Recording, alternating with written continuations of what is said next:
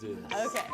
Hey there and welcome to Pure Golf Talk. I am Taft Gant, pleased to be joined by Emilia Doran, Golf Channel analyst and very accomplished golfer.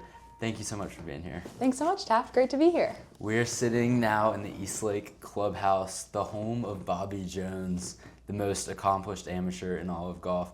I find that very fitting because I look at you as the most versatile amateur in all of golf. Take us through your career as a golfer throughout the entire span of your life so far. My career trajectory is funny because when I was young, I saw it in a very linear way. I was going to play good junior golf, good college golf, and then turn pro and play great professional golf. And then by the time my senior year of college came around at Wake Forest, it was 2021, I realized that professional golf might not be for me.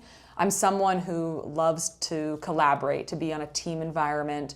There are a lot of things I've learned now working on the broadcast side that I advise a lot of young players who want to play professionally when it comes to, when you're in the amateur space now, find your community. You got to figure out a lot of logistical things about professional golf that you just don't know about when you're striving for that dream as a player. I got connected with some people on the broadcasting side in my college career in Golf Channel through the Augusta National Women's Amateur being televised, Women's AM, and NCAA specifically. So those were kind of the three events where I feel I got exposure on Golf Channel. And going way back to the high school days of being interviewed by your local newspaper, I had some practice, and my mom, who played college golf, was also coaching me when people are interviewing you. Make sure you show your personality and elaborate on your answers. Don't give just yes or no answers to certain questions. And so I feel at a young age, I understood how you should kind of go about interacting with the media from a very surface level. So broadcasting was kind of the first avenue that I thought about of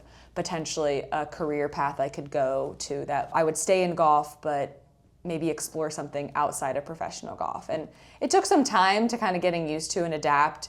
And so during my college years, it was during the pandemic, so we had that extra year of eligibility. So I applied for a 2-year master's program. Didn't think I was going to use the eligibility. I was a TA at Wake Forest to pay for my first year of tuition. TA, I learned a lot, realized I did not maybe want to do that for 2 years.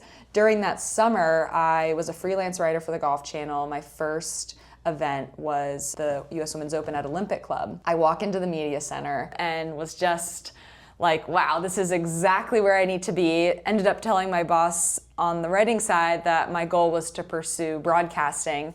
Ended up getting my first shot of that summer of 2021 at the US Girls Junior. Kind of got into the system with Golf Channel, so I covered some more of their amateur events, US Women's Amateur. That was the first time I played and broadcasted, made it to the round of 32. That gave me kind of a good, easy segue into broadcasting, where I was very comfortable with the tournaments, the format, the players. And then as I continued to meet other people in the golf industry, got to work for PGA Tour Live on ESPN Plus, cover PGA Tour events. And as an athlete, I wasn't super locked into like the golf world and news and players.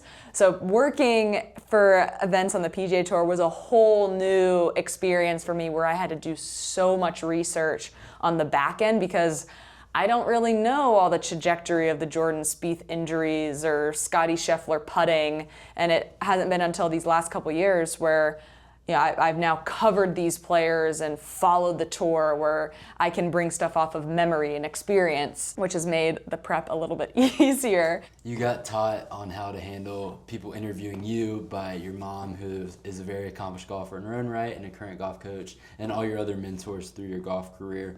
Who then taught you how to be the one holding the mic and interviewing fellow golfers that you've competed against? That was definitely a fun experience, a new experience.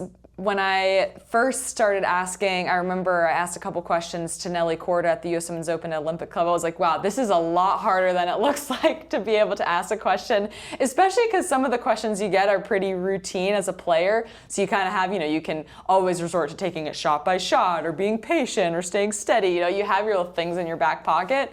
But there's a couple questions you can keep in your back pocket with interviewing. But for the most part, you're trying to extract information from the player that that the listeners or viewers want from them. Like, what is their true, honest, authentic opinion on something, on their game or the golf course? And that's hard to extract from players. Scottie Scheffler is like my goal, like the guy to crack. Like, I feel like he has just his prim and proper answers, and he's also, you know, a pretty chill person, and so I'm always trying to figure out a way to, like, how can I ask a question to make me, well, what does he really think about this? Well, you're gonna have plenty of chances to crack Scottie Scheffler because you're already working the men's golf majors. The U.S. Women's Amateur this year, advancing to match play, winning a match, and then going on to call the rest of the events. You mentioned that choosing the career in golf broadcasting kind of took off a lot of weight of your shoulders of feeling that you needed to have a career in playing golf. Do you think that in turn helped you to be able to play more free and just go out there and have fun? Definitely. I think, you know, the expectation of playing well and winning is the same. What I've learned is that I'm not playing this golf full time, is when you do lose or face adversity or don't have a good score, you reflect on it in a different way because it's not my entire identity anymore. It's still a very big part of my identity, which is why I still compete and why I love to compete, because that feeling of hitting a good shot or winning in competition is unlike anything that you can ever really describe. And I appreciate that now more when I don't get that many chances to play. I played in 4 events this year, and that was a lot. The year before I only played in 2. And it's given me just a different appreciation. But the Women's Am was so exciting. The last couple Women's Ams, I hadn't made it into match play, and I was playing my first U.S. Women's Mid-Am later that year. So to be able to make match play with ease, not have to worry about it, and then win my first match. Of course, I had to play a really good friend of mine, Reagan Zabilski. We were like chatting the day before, and then I see the bracket. I'm like, oh, I'm gonna have to play one of the nicest girls in college golf right now. But to win on extra holes, I was 1 down going into 18 and birdied that hole and then moved on. I had just the feeling of adrenaline that you have to control, because it was, you know, I hadn't been in that spot in a really long time. It was so exciting. I made a 8-footer for birdie on a long par 3. I hit maybe a 7 or 8 iron, and like downhill, right to left. I think I aimed just outside right, and then see it go in. It was such a relief. And, you know, lost in the round of 32. And what's so cool now that I still play, I lost in the round 32 to Ariana Lau, who's playing for Northwestern at the Eastlake Cup. And so it's been really awesome to get to compete alongside players. I played with Shyla Singh in stroke play at the North and South this summer. She's a freshman at Oregon. And then I also played in a practice round at the North and South with Megan Mang, who's playing now at Northwestern and was the 6th player at the NCAA's this past spring. So she watched her team win, and now she's playing. So I find it just really unique that I get to play with the players that I'm covering, and I feel helps them just feel more comfortable when they are being stuck a microphone in their face. You went from winning the national championship in 2023, right, to being there on the winning green for other teams and other girls that got to experience that same passion and joy of winning a championship, and you're still doing it here in Atlanta. And 2 years ago, Wake Forest was at the Eastlake Cup, and you got to see your teammates from the year prior, but from a different lens. How fun is it to be able to interview girls that you're not only friends with, but also you've just shared so many similar experiences with through your career as a player and now as a broadcaster? It's so fun. I mean, when Deanna Lee was coming down the stretch in the NCAAs, just because Northwestern was trying to win for the first time in program history, and we as a school at Wake won for the first time in program history. I was with Julia Johnson, the other on-course walker, and we're like, we are just so stressed right now, like, for them. We want them to be able to pull it off so badly. And to be able to watch her emotion, her joy, and Coach Emily Fletcher just getting to share her reflections about the team, how hard they worked, it's really special. And that's what I love too, is now I love my coaches at Wake Forest, have a really great relationship with them. And then my ability as a broadcaster now to get to talk to other coaches and learn how they motivate and guide their players is extremely special and just stuff I really hold on to, because now I don't get to be in that locker room anymore, getting to listen to the coaches to motivate you. So I love kind of getting it from the coaches that I cover when I'm out here in college golf. You've been a part of a lot of winning moments recently, most notably JJ Spaun's winning putt at the US Open. How has this year been looking back on all the amazing moments that you've gotten to experience as a broadcaster? I've just felt so grateful for it all, really, and just seeing the work that I've been able to put in my craft as a broadcaster, going to the Masters for the very first time. I've been to Augusta through the Augusta National Winds Amateur and drive, chip, and putt, but had not experienced Masters Week. And for my first Masters to be when Rory completes the Grand Slam, I almost felt like I like cheated on all these media people that have been waiting for 11 years for him to do that. And my first one, he does it and does it in the most dramatic, stressful fashion. But being there for SiriusXM was just absolutely incredible. Everyone talks about Augusta is like walking into a painting, and I think that's the perfect description of it. And then for JJ Spaun at the US Open, I remember when we got assigned our pairings, because as a walker for radio, that is in a unique scenario where if your group has the winning player, the host doesn't make the call, where usually on TV, Dan Hicks or Mike Tirico or Jim Nance would kind of make that winning call. But in radio, it's whoever's walking with the group makes that call. So I remember, halfway into this, I'm like, okay, yeah, my group, no one's really playing well. Yeah, a couple opening bogeys. Exactly, yeah. 5 5s to start out his round. I'm like, no, I don't need to worry about it. And then we get to 16 and then 17 when JJ Spaun drives the green. I'm like, okay, it's looking like Sam Burns is not going to win this tournament. And I just, those last 2 holes, kind of walking and mentally preparing myself. Taylor Zarzer walked down the 18th hole with me and was like, Victor Hovland can't win, Sam Burns can't win, and we're on the green, like, Spaun winning, this is for the win. It's not like, no one else can kind of come back from it. I had like something little written down just to kind of guide myself if it happened. And it's so interesting that he made that putt. I felt like I was semi-prepared for a long make, because when I covered a Corn Ferry event earlier that summer, the BMW Charity Pro-Am, Austin Smotherman made a 65-footer to win.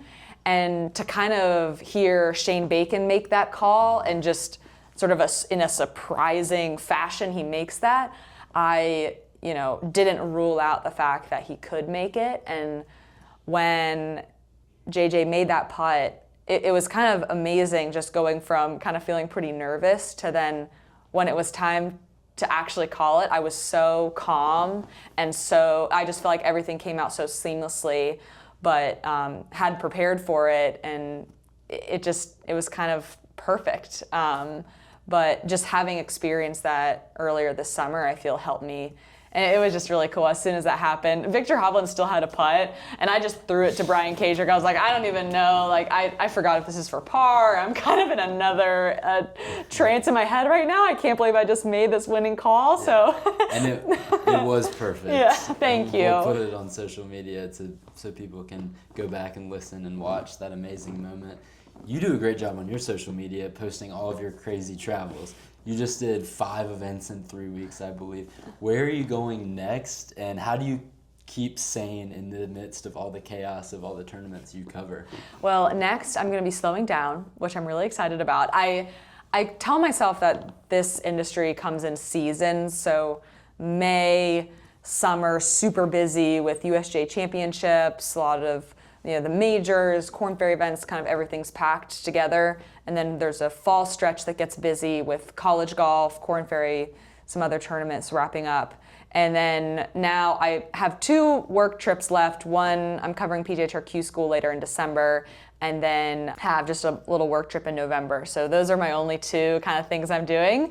So I think this year it will kind of be around 30 weeks, which is what I worked last year, which seems like a lot, but I'm I'm like pretty used to being on the go. I get bored pretty easily. So to be able to, in this time of my life where my husband and I, we don't have any kids, kind of just go full throttle, work as many events as possible, it's perfect time to do it. And getting to meet a lot of great people in the industry and experiencing a lot has been great. But I am excited to get into a more consistent routine back home. I know Charlie will appreciate yes, that he will. as well, back home in Charlotte, North Carolina. To wrap things up, we're here at the Eastlake Cup, a wonderful college golf tournament that showcases some of the best golfers in all of amateur golf. As someone who experienced 5 years of college golf at the highest level, winning a national championship, what about college golf do you think is special and that more people should start to catch on to and say, this is a great product that I want more of?